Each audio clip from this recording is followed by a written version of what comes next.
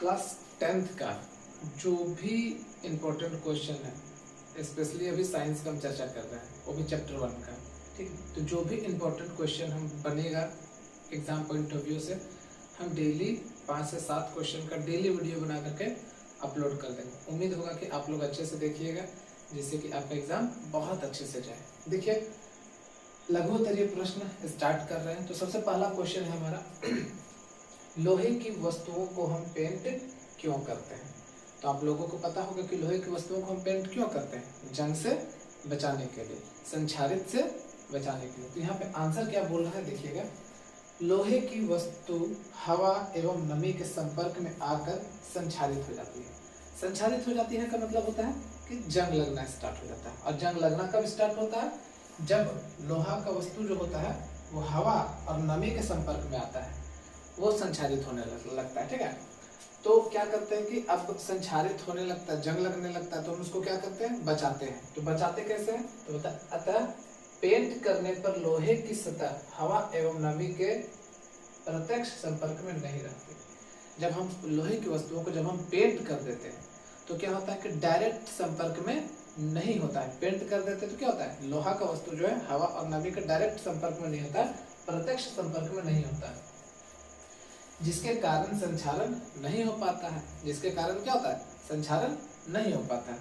अब हम लोग देखते हैं दूसरा क्वेश्चन, है ना।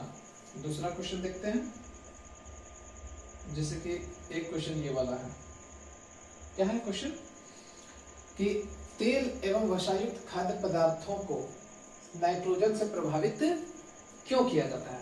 अब हम लोग देखेंगे कि कोई भी जैसे चिप्स हो गया, कुरकुरे हो गया, आप उसमें देखेंगे कि कौन सा गैस होता है। तो सबसे पहले आप जानिएगा कि जो भी खाद्य पदार्थ होता है, जैसे चिप्स हो गया, कुरकुरे हो गया, वो सब का पैकेट में, थैली में क्या होता है, नाइट्रोजन गैस होता है। ये ऑब्जेक्टिव में पूछेगा आपसे। तो उस नाइट्रोजन को क्यों डाला जाता है, तो सबसे पहले जानिएगा नाइट्रोजन को क्यों डाला जाता है। तो बोलता है कि नाइट्रोजन एक प्रतिऑक्सीकारक है। प्रतिऑक्सीकारक का हम ऐसा बोल सकते हैं कि वो कम रिएक्ट करता है, ठीक है। वहाँ पे जो तेल के साथ जो सामान होता है, जो तेलीय सामान होता है, ऑयली जो का वसायुक्त होता है, तेल वाला सामान, तो वो क्या होता है, नाइट्रोजन के साथ कम रिएक्ट करता है, जो इन पदार्थों को उपचयित यानी कि ऑक्सीकृत होने से बचाता है। उपचयित होने से माने ऑक्सीजन को जोड़ने से क्या करता है, रोकता है। कौन रोकता है, नाइट्रोजन रोकता है। अतः तेल एवं वसायुक्त खाद्य पदार्थों की विकृत गंधिता नहीं हो पाती है। अब जो तेल वाला सामान होता है वो जल्दी से खराब नहीं होता है, विकृत गंधिता नहीं होता है, वो गंध नहीं मारता है बहुत दिन तक। देखिएगा आप चिप्स का थैली में एक्सपायरी डेट रहता है, मतलब 1 महीना 2 महीना 3 महीना तक हम उसको क्या कर सकते हैं, चिप्स का पैकेट को फाड़ करके खा सकते हैं। कारण बस यही है कि नाइट्रोजन गैस उसको क्या करता है, खराब होने से बचाता है, विकृत गंधिता नहीं हो पाती है। इस तरह वसायुक्त खाद्य पदार्थ खराब नहीं होते हैं, और इसी चलते वो क्या होता है, नाइट्रोजन की वजह से वो खराब नहीं होता है। फिर नेक्स्ट क्वेश्चन हम लोग देखते हैं। एक क्वेश्चन है, अवक्षेपण अभिक्रिया से आप क्या समझते हैं। तो याद रखिएगा कि कोई भी रासायनिक अभिक्रिया हो रहा है और अगर उसमें एक ऐसा पदार्थ का निर्माण हो जाता है जो पानी में नहीं घुलता है, जल में विलय नहीं होता है, तो उसको हम लोग बोलेंगे अवक्षेप, ठीक है, उसको बोलेंगे अवक्षेप। और जिस रासायनिक अभिक्रिया में अवक्षेप का निर्माण होता है उसी को हम लोग बोलेंगे अवक्षेपण अभिक्रिया। जैसे यहाँ पे बोल रहा है, ऐसे रासायनिक अभिक्रिया जिसमें अविलय लवण बनता है एवं विलयन से पृथक हो जाता है, अवक्षेपण अभिक्रिया कहलाती है। उदाहरण एग्जाम्पल दिया हुआ है, सिल्वर नाइट्रेट को जब सोडियम क्लोराइड के साथ अगर मिलाते हैं तो सिल्वर क्लोराइड बनता है और ये सोडियम नाइट्रेट बनता है। ये सोडियम नाइट्रेट क्या है कि जल में अविलय होता है, नहीं घुलता है। और एक एग्जाम्पल भी आप दे सकते हैं, जैसे कैल्शियम ऑक्साइड को जब हम पानी के साथ मिलाते हैं तो कैल्शियम कार्बोनेट बनता है, नहीं सॉरी, कैल्शियम ऑक्साइड को जब पानी के साथ मिलाते हैं तो कैल्शियम हाइड्रोक्साइड बनता है। और उसी तरह कैल्शियम हाइड्रोक्साइड के साथ ध्यान दीजिएगा कि जब हम लोग पेंट करने के लिए, सफेदी करने के लिए जब यूज करते हैं कैल्शियम ऑक्साइड को, तो लास्ट में जो वेस्ट पदार्थ बन जाता है उसी को हम लोग क्या बोलते हैं, अवक्षेप बोलते हैं। उसको भी हम लोग अवक्षेपण अभिक्रिया का एग्जाम्पल दे सकते हैं, ठीक है। नेक्स्ट क्वेश्चन देखते हैं। नेक्स्ट क्वेश्चन है कि ये छोड़ दीजिए। एक क्वेश्चन है, सिल्वर क्लोराइड को गहरे रंग की बोतलों में भंडारित क्यों किया जाता है? अब सिल्वर क्लोराइड क्या है, ध्यान दीजिएगा। तो सिल्वर क्लोराइड क्या है कि एक लिक्विड है, या फिर आप बोल सकते हैं पाउडर टाइप से भी है। तो हम उसको क्या करते हैं कि गहरे रंग के बोतलों में भंडारित जमा करके क्यों रखते हैं? गहरे रंग का इसलिए हम लोग रखते हैं कि अगर सूर्य का प्रकाश अगर उसमें पड़ गया तो वो क्या होता है, सिल्वर और क्लोरीन अलग अलग हो जाता है। सिल्वर क्लोराइड देख लीजिए, सिल्वर क्लोराइड का फॉर्मूला होता है AgCl। ये क्या होता है, जैसे ही सिल्वर क्लोराइड का फॉर्मूला क्या होता है AgCl, जैसे इसको सूर्य का प्रकाश मिल जाता है तो ये दो भाग में टूट जाता है, सिल्वर और क्लोरीन अलग अलग हो जाता है। क्यों ऐसा होता है? ये वियोजन अभिक्रिया का एक एग्जाम्पल था, जिसके कारण से ये सिल्वर और क्लोरीन क्या होता है, अलग हो जाता है। इसलिए इसको हम लोग क्या करते हैं, गहरे रंग का बोतल में रखते हैं। जैसे यहाँ पे आंसर क्या बोला देखिएगा, सूर्य के प्रकाश की उपस्थिति में सिल्वर क्लोराइड निम्नलिखित अभिक्रिया करके, अभिक्रिया के अनुसार अपघटित होकर के वो क्या होता है, अपघटित टूट जाता है, जिसके कारण से ये वाला एग्जांपल आपको बताया गया। सिल्वर क्लोराइड को सिल्वर और क्लोरीन में टूट जाता है, इसलिए उसको हम क्या करते हैं, गहरे रंग के बोतल में क्या करते हैं, उसको डाल के रखते हैं।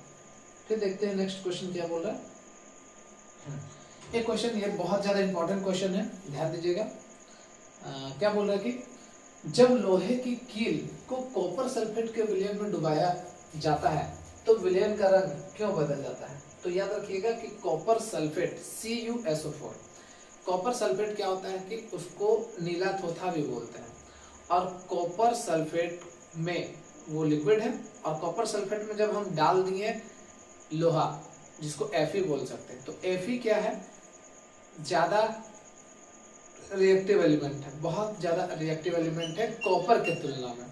तो वो क्या करता है कि कॉपर सल्फेट के विलयन से Fe कॉपर सल्फेट के विलयन से कॉपर को विस्थापित कर देता है और फेरस सल्फेट बना लेता है, और इसी को हम लोग विस्थापन अभिक्रिया बोलते हैं। तो यहाँ पे ध्यान दीजिएगा कि क्या बोलता है कि जब कॉपर सल्फेट विलयन में लोहे की कील को डुबाया जाता है तो लोहा कॉपर सल्फेट विलयन से कॉपर को विस्थापित कर देता है या विस्थापन कर देता है और आयरन सल्फेट बना देता है, जो कि रंग में हरा होता है। तो कॉपर सल्फेट हरा होता है और उसमें जब Fe मिला देते हैं, लोहा मिला देते हैं, वो लोहा सल्फेट बना देता है, जिसको आयरन सल्फेट भी बोल सकते हैं, फेरस सल्फेट भी बोल सकते हैं। तो फेरस सल्फेट हरा रंग का होता है, कॉपर सल्फेट नीला रंग का होता है, जिसको नीला थोथा बोलते हैं। अब उसमें क्या पड़ गया, लोहा पड़ गया, तो लोहा सल्फेट बना दिया, मतलब आयरन सल्फेट बना दिया। और आयरन सल्फेट फेरस सल्फेट क्या होता है, फेरस सल्फेट होता है हरे रंग का, तो जिसके कारण से कॉपर सल्फेट का रंग क्या हो जाता है, हरा में बदल जाता है।